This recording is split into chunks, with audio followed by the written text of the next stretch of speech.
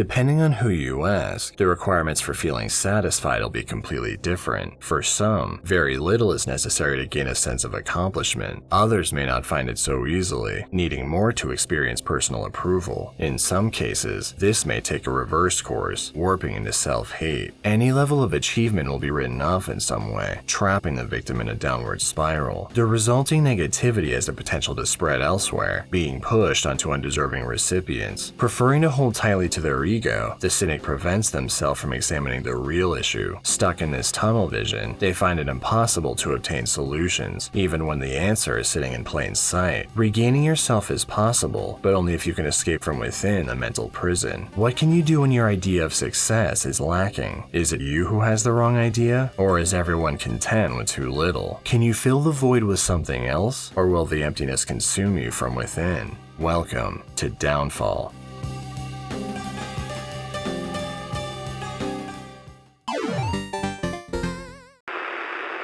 Downfall, or Reiraku if you prefer, is a single-volume manga series written by the ever-talented Inio Asano. His main series at the time was DDDD, a serialization that was off and on for about 8 years. Roughly halfway through the production, Asano decided to pick up another project for a different publisher. The story may seem like it wouldn't have much to offer, as it only runs for a total of 8 chapters. Contrary to that belief, I would argue that this particular manga has plenty of merit, as it presents the artist at his most vulnerable. You could say that the work is autobiographical, though it doesn't quite go that far. Much in the way that Pegasus was used to voice certain opinions in Goodnight Punpun, Downfall's main character does the same here. Showcasing the true nature of the manga industry, the discussion seen throughout relates far closer to the struggle that Sachi experiences. Things get especially meta when you realize that she's actually a fan of Downfall's protagonist. It was pretty wild discovering this, not gonna lie. While series like Bakuman present this idea with a dynamic rose-tinted view, Asano takes that perspective and breaks it over his knee. Downfall portrays a broken manga artist who's lost the passion he once had for making art. Plenty of factors contribute to this, but the real challenge is figuring out what the next step is. Can you recover the level of devotion you once felt, or is there no hope in rekindling something you used to love? Ultimately, the answer depends on who you are, and whether or not you can reframe your broken state of mind. The series opens on a shot of the main character's girlfriend from his university days, having a particular feature of hers pointed out. Recalling a few eccentricities,